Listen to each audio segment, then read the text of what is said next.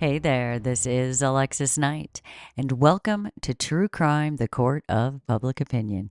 I'm your host, guiding you through cases that have moved through the courts and reached a conclusion, but left the public divided. These aren't your typical cut and dried cases. These are the ones where the facts may be clear. The truth? Well, that's another story. Here, we're going to dive into the unsettling story of Herbert Mullin, a man whose crimes terrified California in the early 1970s. But this case goes beyond the brutality of his acts. This is a haunting example of mental illness, delusions, and missed opportunities. Mullin believed he was on a mission, driven by voices that told him his actions were necessary to prevent earthquakes and to save lives. While this logic may seem unthinkable, it raises questions about where madness ends and accountability begins. As we explore this case, consider the line between madness and intent. Mullin's actions were shocking, and the media quickly portrayed him as a brutal, cold-blooded killer. But behind the scenes, his life was marked by untreated schizophrenia and delusions that seemed to drive his every move. His family and those around him had noticed his descent, yet tragically, the interventions he needed were lacking. So, what responsibility lies with the system when someone in need of help falls through the cracks? And what responsibility lies with the individual when their mind is clouded by mental illness? Mullin's case is one of those cases that forces us to confront these questions and to reconsider how quick judgments can obscure the deeper truths. And we all make those quick judgments. If we see it on the internet, it must be true. If we heard it on the news, it absolutely must be true or must not be true, whatever your opinion is. But we're quick to decide it. We don't want to think about it. It hurts our heads to think about it. We just want to know. So we choose to know something and we just stop thinking about it. But then where's the responsibility of that? As we unpack this story, ask yourself, could society have done something to prevent these crimes? Or was Mullin ultimately in control of his actions? The court may have rendered a verdict, but perhaps there's more to the story. Stick around, and by the end of this episode, you might just find yourself questioning the limits of accountability and the role society plays in addressing mental illness. Herbert Mullin's story starts like many others touched by mental illness. A promising young man with a bright future, suddenly faced with a dark downward spiral. Growing up in a suburban California town, Mullin was a well-liked and intelligent young man with dreams of success. But as he entered adulthood, the first signs of his struggle emerged. He began hearing voices, experiencing paranoia, and harboring delusions that only grew more severe over time. In his early 20s, Mullin's family and friends grew deeply concerned as they watched his behavior become erratic. He was diagnosed with schizophrenia, a condition that caused him to believe in a horrifying reality, one in which the only way to prevent devastating earthquakes was through sacrifice. And Mullin believed he was chosen to carry out this grim duty, a belief reinforced by the voices he claimed were guiding him. Despite the clear signs of his deteriorating mental health, Mullin's access to proper care was limited. He cycled in and out of mental health facilities, receiving short-term treatment, but never the long-term support that he desperately needed. His condition went untreated to the point where his delusions overtook reality, leading him down a dark path he believed was the only way to save countless lives. And this brings us to the first question in this story. When someone is driven by delusions, how much control do they have over their actions? I ask you, can you answer this question? Mullin's delusions soon turned into horrifying actions, believing he had to take lives to prevent catastrophic earthquakes. Mullin committed a series of murders that shocked California. He targeted strangers and acquaintances alike, believing each death was a necessary sacrifice to appease forces only he could understand. In his mind, these acts weren't crimes, but a self-assigned mission to save others. This twisted rationale added layers of complexity to the case. Was he truly out of control, or was he using his beliefs to justify his horrific actions? When Mullin was finally apprehended, his reasoning left investigators and the public unsettled. Could he really have been so deeply convinced that murder was his duty? Or was this guy hiding behind his illness as a convenient excuse? Many wondered if his actions were calculated to some degree, if even amid his illness he knew what he was doing was wrong. This line of questioning would eventually make its way into the courtroom, where jurors were forced to consider whether Mullin was truly insane, or was he using insanity to escape accountability? This is a big question. And the public, too, was divided. Some saw Mullin as a tragic example of a person in desperate need of help, someone who slipped through the cracks, while others viewed him as a cold-blooded killer who hid behind claims of schizophrenia just to avoid punishment. The contrasting viewpoints highlighted a deeper question about justice and mental illness. To what extent should mental illness impact one's responsibility for a crime? Should society see Mullin purely as a victim of his own mind? Or was he also a threat who was able to recognize on some level the horror of his own actions? As the case unfolded, more unsettling details emerged about Mullin's mental health journey and the numerous missed opportunities for intervention. Friends, family, and even doctors had recognized his severe mental health struggles. His parents, desperate for answers, had sought help repeatedly. But Mullin often resisted treatment. He was convinced he didn't need it or that it wouldn't help him. In some instances, he was admitted for short stints of care only to be released without the ongoing support he clearly required.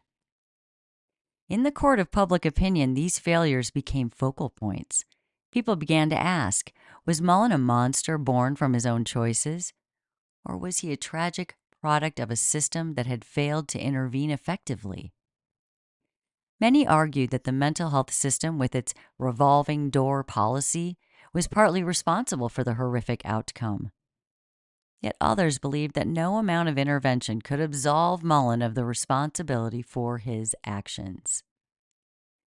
The tension between these two viewpoints revealed a fundamental struggle in society's approach to mental health and criminal justice. I mean, this one is a hard one to think about. It really does feel like it kind of scrambles your brain to come up with a conclusion. It's tough.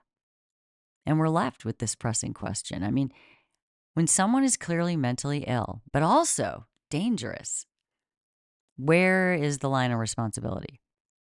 Herbert Mullin's case challenges us to think beyond the crime itself and consider the structures, or lack thereof, that shaped his actions. These are the things we need to know so we can learn, right? And as the arguments unfolded, it became increasingly clear that the jury faced a very difficult task. Should Mullin be held accountable for his actions as a sane person? Or was he, in some tragic way, just as much a victim of his illness as his victims were? Let's look at some of the facts. Herbert Mullin was born and raised in a quiet suburban town in California where he was known as friendly, well-adjusted. In his youth, he showed no signs of the violence that would later come to define him. He excelled at school. He was well-liked. He appeared to have a bright future. We love this. But as he entered his 20s, things start to change. His behavior grows erratic. He starts isolating himself from his friends and his family. And then Mullin begins hearing voices. At first they were faint, but then they grew louder, more insistent. He was eventually diagnosed with paranoid schizophrenia. This is a mental illness that affects a person's ability to think clearly and be able to distinguish reality from delusion. So in Mullin's case, his schizophrenia manifested as auditory hallucinations and delusions, okay? And these grew more dangerous as time went on. Mullin becomes convinced that he's chosen to help prevent a catastrophic earthquake, and that the only way to do so was to sacrifice human lives. This belief, irrational as it seems, it consumed him, and it drove him toward an ever-deepening state of paranoia and fear. Despite his deteriorating mental health, Mullin did not receive the long-term care he needed. He was admitted to psychiatric facilities multiple times, but each stay was brief. He's always released without the comprehensive support that really he required. And as his delusions take a tighter grip on him, Mullin withdraws even further from the people around him, his mind descending into a terrifying world of voices and commands that no one else can hear. As Mullin's mental state worsened, his delusions became the driving force behind a string of murders that would end up shocking everyone in California. In his mind, the voices told him that sacrifices were necessary to prevent this impending earthquake. And fueled by this belief, Mullin began his killing spree. His first known victim was a homeless man he encountered during a walk. Believing the man's life was required to prevent disaster, Mullin took his life, and he took it without any hesitation. The violence was calculated in Mullin's mind, even if utterly senseless to anyone in the outside world. What followed was a series of killings that targeted both strangers and people that Mullin knew even. And remember, this makes sense to him. His targets included an old high school friend and several members of a family he'd never even met. In each instance, he truly believed that he was fulfilling a grim duty. And with each murder, he felt he was averting a crisis that only he could see. His acts were erratic and unpredictable, yet somehow they were also deliberate, with Mullin believing he was working on behalf of a larger purpose. And as the death toll rose, law enforcement scrambled to make sense of the killings. With no apparent connection between the victims, the murders seemed random, making Mullin's motives nearly impossible to decipher. The city was paralyzed by fear, and the media coverage stoked public anxiety as residents worried about who might be targeted next. Mullin's actions left a community on edge, with people desperate for answers that in the end might have been clear only to Mullin himself. Eventually, Mullin's erratic behavior and the mounting evidence led police to him. When he's finally apprehended, the details of his beliefs and his terrifying mission come to light. During questioning, Mullin openly spoke about the voices he heard and his conviction that he had been chosen to prevent the supposed earthquake. His confessions were chilling, revealing a man whose reality was so warped that murder in his mind had become a noble act of sacrifice. In the courtroom, Mullin's case presented a daunting challenge for prosecutors and the defense alike. His defense argued that he was clearly insane, driven by hallucinations and delusions that removed any sense of control over his actions. And to them, Mullin was suffering from untreated mental illness, and he should be viewed as a victim of his own mind rather than a cold-blooded killer. They claimed his schizophrenia had created a world so vivid that Mullin's actions, however horrifying, made sense to him. It all made sense to Mullin. So he did not think or even consider he was doing anything wrong. In fact, they say he thought he was doing the ultimate best thing. Then you have the prosecution, though. They paint a different picture. They argued that while Mullin's mental illness was evident, he was still capable of understanding that his actions were wrong.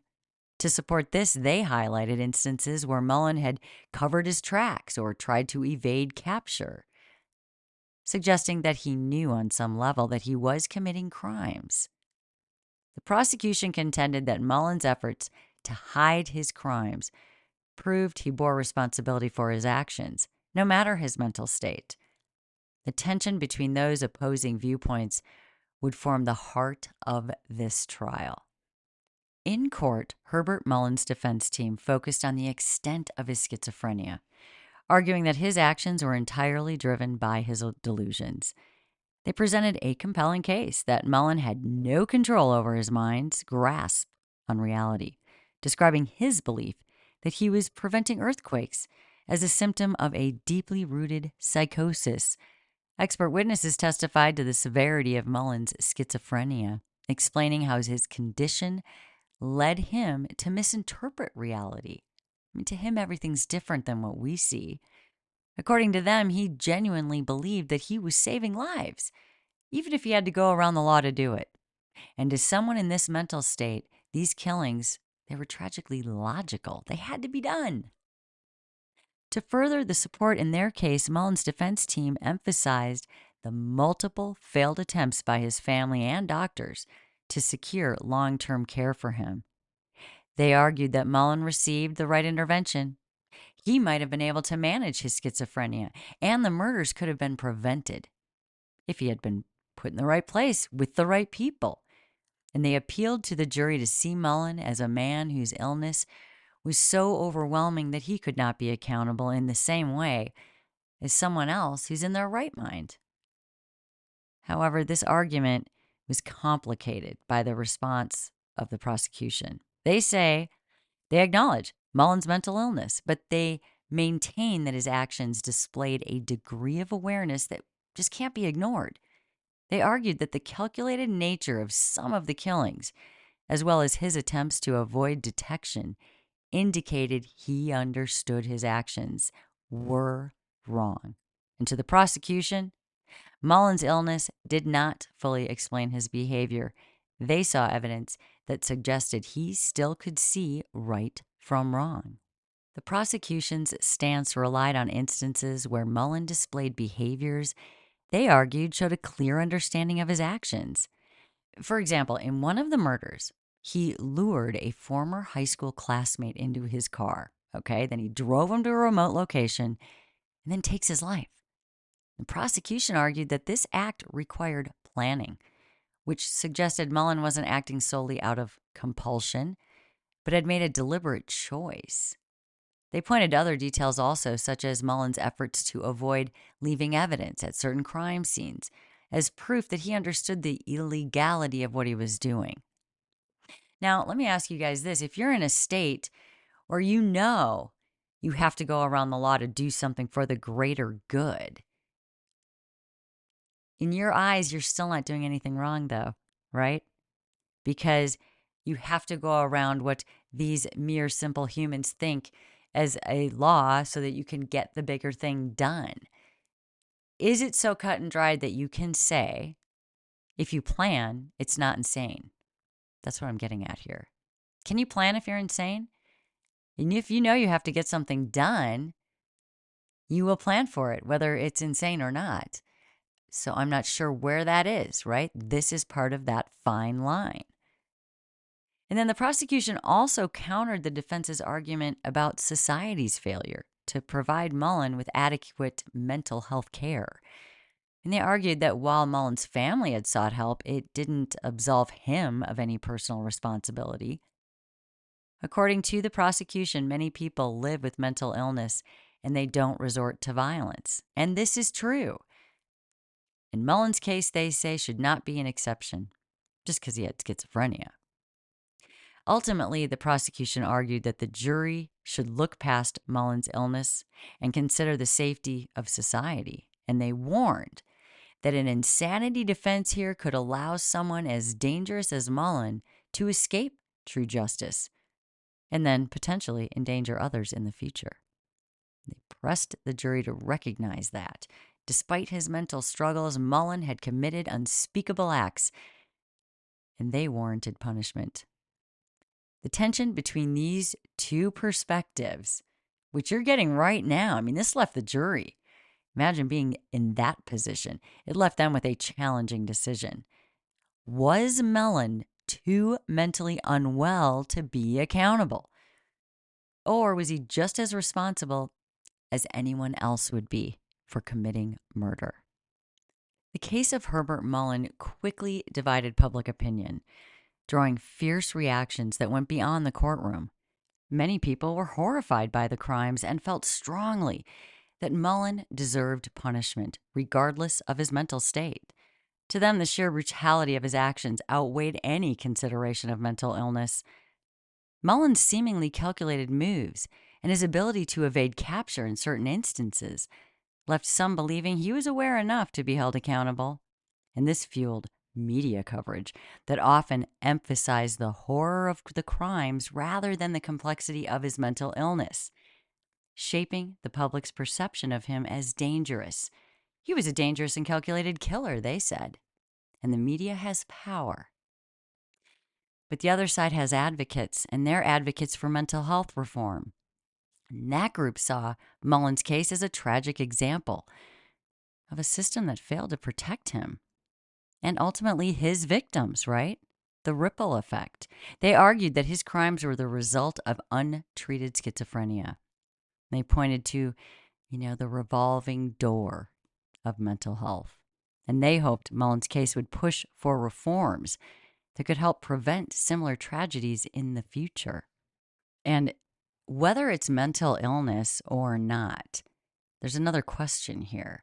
If we decide that someone's mentally ill, do they become not dangerous? Just because we can understand what those voices were saying to someone or what they were thinking. They thought they were right. They thought they were good. Unless you get proof that they don't think that anymore, how do you make sure they're not dangerous? Well, we put them in mental health facilities then. Better than prison. It's always a question. If someone is dangerous, we put them away. And that is what the easy decision is. And when we get into the complexities of what happens in the mind, it can change all that, make it messy. And the public debate, that went deep too. It raised uncomfortable questions out there about how society treats individuals with severe mental illness.